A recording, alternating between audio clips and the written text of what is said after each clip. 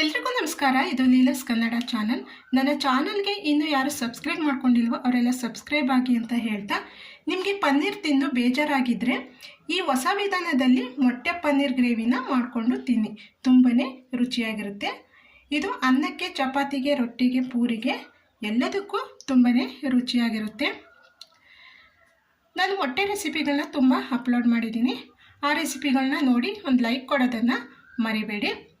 ಎಲ್ಲರಿಗೂ ಶೇರ್ ಮಾಡೋದನ್ನು ಮರಿಲೇಬೇಡಿ. ನನ್ನ ಚಾನಲ್ನ ಯಾರು ಫಸ್ಟ್ ಟೈಮ್ ನೋಡ್ತಾ ಇದ್ದೀರೋ ಅವರೆಲ್ಲ ಸಬ್ಸ್ಕ್ರೈಬ್ ಮಾಡಿಕೊಂಡು ನೋಡಿ ಅಂತ ಹೇಳ್ತಾ, ಇವತ್ತಿನ ರೆಸಿಪಿಯಲ್ಲಿ ಮೊಟ್ಟೆ ಪನ್ನೀರ್ ಗ್ರೇವಿನ ಮಾಡಿ ತೋರಿಸ್ತಾ ಇದ್ದೀನಿ. ಹಾಗಾದರೆ ಬನ್ನಿ ಈ ಮೊಟ್ಟೆ ಪನ್ನೀರ್ ಗ್ರೇವಿನ ಯಾವ ರೀತಿ ಮಾಡೋದು ಅಂತ ನೋಡ್ಕೊಂಡು ಬರೋಣ. ಮೊಟ್ಟೆ ಗ್ರೇವಿ ಮಾಡ್ಕೊಳ್ಳೋದಕ್ಕೆ ನಾನಿಲ್ಲಿ 5 ಮೊಟ್ಟೆಗಳನ್ನ ತೊಗೊಂಡಿದ್ದೀನಿ. ನೀವು ಬೇಕು ಅಂದರೆ ಎಷ್ಟಾದ್ರೂ ತೊಗೋಬೋದು.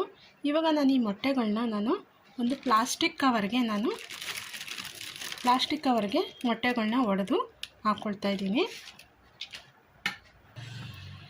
ಇವಾಗ ಎಲ್ಲ ಮೊಟ್ಟೆಗಳನ್ನು ನಾನು ಪ್ಲಾಸ್ಟಿಕ್ ಕವರ್ ಒಳಗಡೆ ಒಡೆದ್ಬಿಟ್ಟು ಹಾಕ್ಕೊಂಡಿದ್ದೀನಿ. ಇವಾಗ ಇದನ್ನು ಈ ಥರ ಕಟ್ಟಬೇಕು.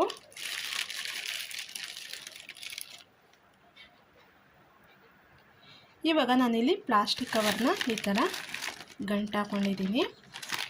ಇವಾಗ ಏನು ಮಾಡಬೇಕಪ್ಪ ಅಂದರೆ, ಇವಾಗ ಒಂದು ಕಡಾಯಿಗೆ ನಾನು ನೀರನ್ನು ತಗೊಂಡಿದ್ದೀನಿ. ನೀರನ್ನು ಚೆನ್ನಾಗಿ ಬಿಸಿ ಮಾಡಿಕೊಂಡು ನಾನಿಲ್ಲಿ ಒಂದು ಜರಡಿನ ತಗೊಂಡಿದ್ದೀನಿ. ಜರಡಿನ ತಗೊಂಡು ನಾವು ಮೊಟ್ಟೆನ ಹಾಕ್ಕೊಂಡಿದ್ವಲ್ಲ ಪ್ಲಾಸ್ಟಿಕ್ ಕವರಲ್ಲಿ, ಅದನ್ನು ಈ ಥರ ಇಟ್ಬಿಟ್ಟು ಇದನ್ನು ಒಂದು 5 ನಿಮಿಷ ಬೇಯಿಸ್ಕೋಬೇಕು. ಇವಾಗ ಮೊಟ್ಟೆನ ನಾನು ಈ ರೀತಿ ಬೇಯಿಸ್ಕೊಂಡಾಗಿದೆ. ಇವಾಗ ನಿಮಗೆ ಯಾವ ಶೇಪ್ ಬೇಕೋ ಆ ಶೇಪಲ್ಲಿ ಕಟ್ ಮಾಡ್ಕೋಬೋದು.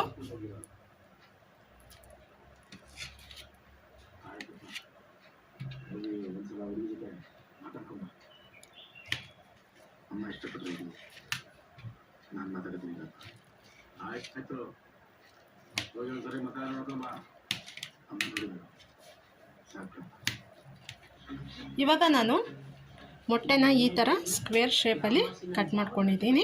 ನೋಡಿಲಿ,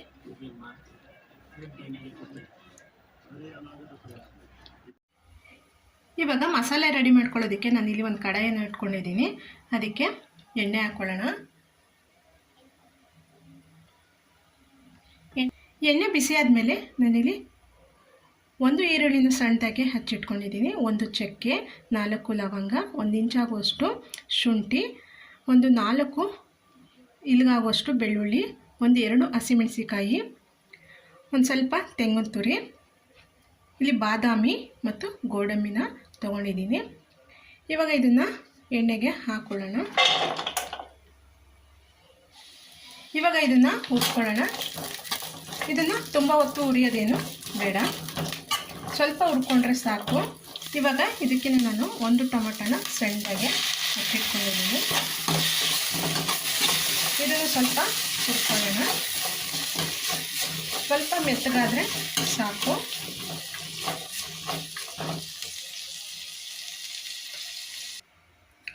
ಇವಾಗ ಇದು ಆಗಿದೆ. ಸ್ಟವ್ನ ಆಫ್ ಮಾಡಿಬಿಟ್ಟು ಇದು ತಣ್ಣಗಾಗೋದಕ್ಕೆ ಬಿಡಬೇಕು. ತಣ್ಣಗಾದ್ಮೇಲೆ ಇದನ್ನು ನುಣ್ಣಗೆ ಪೇಸ್ಟ್ ಮಾಡ್ಕೊಂಡು ಬರೋಣ. ಇವಾಗ ಇದೇ ಕಡಾಯಿಗೆ ನಾನು ಎಣ್ಣೆನ ಹಾಕ್ಕೊಳ್ತಾ ಇದ್ದೀನಿ.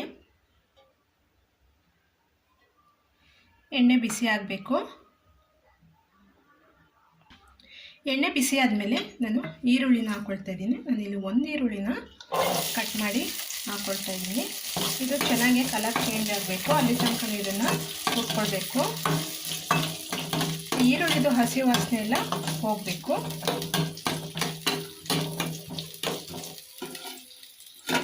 ಇವಾಗ ಈರುಳ್ಳಿ ಎಲ್ಲ ಚೆನ್ನಾಗಿ ಮೆತ್ತಗಾಗಿದೆ. ಇವಾಗ ಇದಕ್ಕೆ ರುಬ್ಕೊಂಡಿದ್ವಲ್ಲ ಮಸಾಲೆನ ಅದು ಹಾಕ್ಕೊಳ್ಳೋಣ.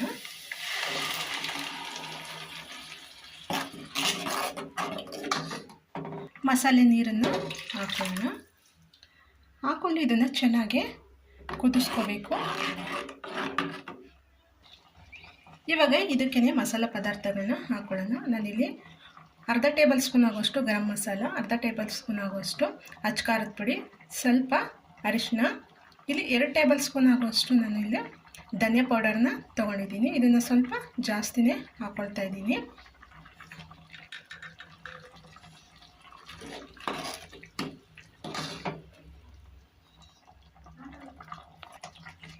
ಇವಾಗ ಇದಕ್ಕೆ ಸ್ವಲ್ಪ ಕಸ್ತೂರಿ ಮೆಥಿ ಹಾಕ್ಕೊಳ್ತಾ ಇದ್ದೀನಿ. ಇಲ್ಲಿ 3/4 ಕಪ್ ಆಗೋಷ್ಟು ಮೊಸರನ್ನ ಹಾಕ್ಕೊಳ್ತಾ ಇದ್ದೀನಿ. ಹಾಕ್ಕೊಂಡು ಇದನ್ನು ಚೆನ್ನಾಗಿ ಕುದಿಸ್ಕೋಬೇಕು. ಇವಾಗ ಇದಕ್ಕೆ ರುಚಿಗೆ ತಕ್ಕಷ್ಟು ಉಪ್ಪನ್ನು ಹಾಕ್ಕೊಳ್ಳೋಣ. ಉಪ್ಪನ್ನು ನೋಡಿಕೊಂಡು ಹಾಕ್ಕೊಳ್ಳಿ.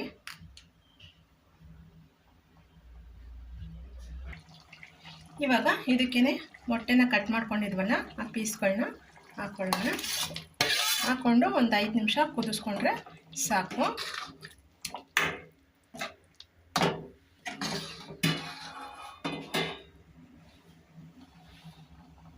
ಇದಕ್ಕೆ ಕೊನೆಯಲ್ಲಿ ಸ್ವಲ್ಪ ಕೊತ್ತಂಬರಿ ಸೊಪ್ಪನ್ನು ಹಾಕ್ಕೊಂಡ್ರೆ ಆಯಿತು. ಇವಾಗ ಇದು ಚೆನ್ನಾಗಿ ಕುದ್ದಿದೆ ನೋಡಿ, ತುಂಬಾ ಚೆನ್ನಾಗಿ ಬಂದಿದೆ ನೋಡಿ. ಈ ಥರ ನಿಮ್ಮ ಮನೆಯಲ್ಲೂ ಒಂದ್ಸಲ ಟ್ರೈ ಮಾಡಿ ನೋಡಿ, ತುಂಬಾ ಚೆನ್ನಾಗಿರುತ್ತೆ. ಇವಾಗ ಸ್ಟವ್ನ ಆಫ್ ಮಾಡಿಬಿಡೋಣ. ಇವಾಗ ಮೊಟ್ಟೆ ಪನ್ನೀರ್ ಗ್ರೇವಿ ರೆಡಿಯಾಗಿದೆ. ಇದು ಅನ್ನ, ಚಪಾತಿ, ಪೂರಿ, ರೊಟ್ಟಿ ಎಲ್ಲದಕ್ಕೂ ಇದು ತುಂಬಾ ಚೆನ್ನಾಗಿರುತ್ತೆ.